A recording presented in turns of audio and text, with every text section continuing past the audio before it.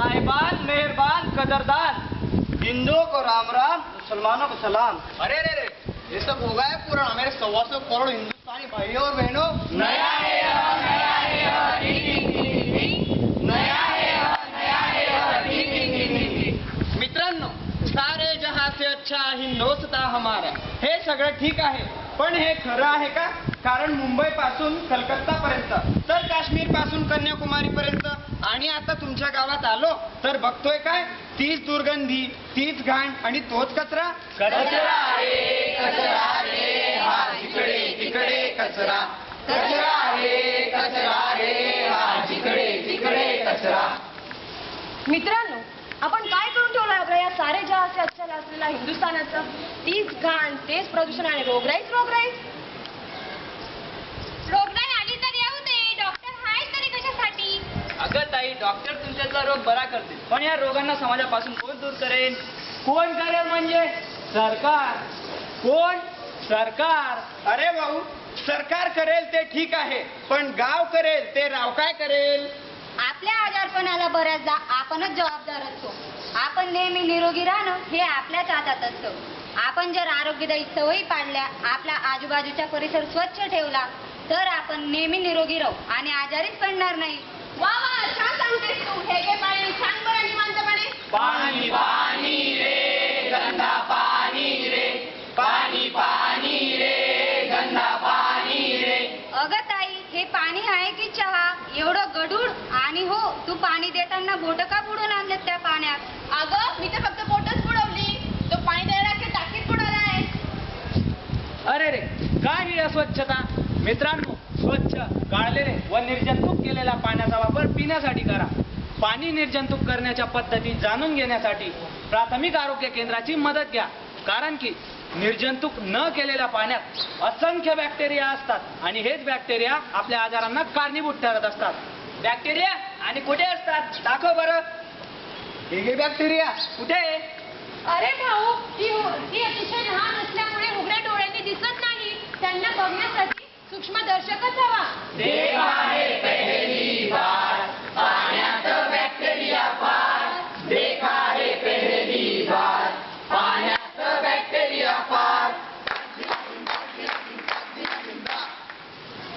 अरे मित्रा, पाण्यातच नव्हे तर अन्नातही बऱ्याचदा बॅक्टेरियांचा शिरकाव होत असतो व आपल्याला कॉलेरा, टायफॉइड, मलेरिया यांसारखे आजार होतात. आणि आपण जर निर्जंतुक पाणी प्यायलो आणि पूर्णपणे शिजवलेले अन्न खाल्ले तर आपल्याला घाबरायचे काम नाही. आणि हो, आपण हात मात्र स्वच्छ धुतले पाहिजेत बरं का. हात धुताना वापरा साबण रे, हात धुताना वापरा साबण रे. घेता जाता धुवा तुम्ही हात रे, घेता जाता धुवा तुम्ही हात रे. सगळी स्वच्छ ही व्हावी, सगळी स्वच्छ ही व्हावी. आपल्या बॉडीची घाण रे हू, आपल्या बॉडीची घाण रे हू. बरोबर, आपण सगळे सांगताय ते सगळं खरं आहे, पण मी तर माझ्या शरीराची व्यक्तिगत स्वच्छता ठेवत असतो. वारंवार हात धुत असतो. घरी मला डेंगू झाला, कसं काय? आणि माझ्या बापाला चिकनगुन्या.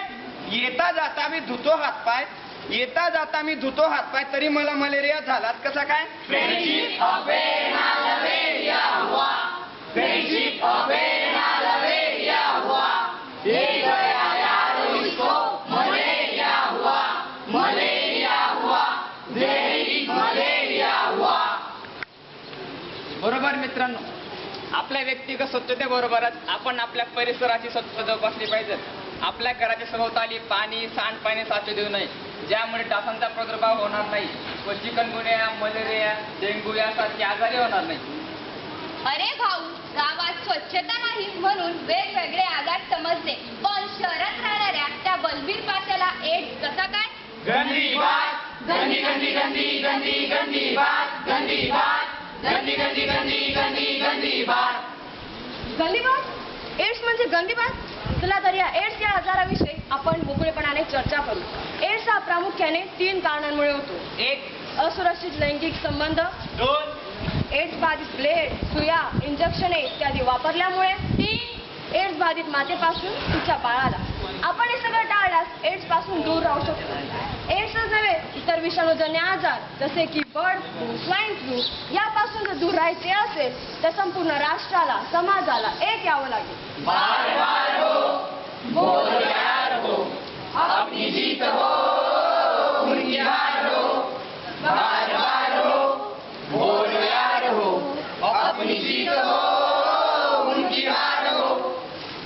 हो मित्रांनो, विविध आजार निर्माण करणाऱ्या जीवाणूंना जर हरवायचे असेल तर आपल्याला औषधोपचारांसोबत विविध प्रतिबंधनात्मक उपाय योजले पाहिजेत. जसे की लहानपणापासूनच बालकांना नियमितपणे लसीकरण करणे, कारण लहान मुले हीच आपल्या राष्ट्राची खरी संपत्ती आणि आपल्या राष्ट्राचे भविष्य. मित्रांनो, निरोगी बालके, बलशाली तरुण आणि आरोग्यदायी नागरिकच तर आपल्या देशाला महासत्ता बनवू शकतील. चला तर मग मी बारी. माझं गाव भारी. माझा देश भारी. जमायला आपलं तर सगळंच लय भारी.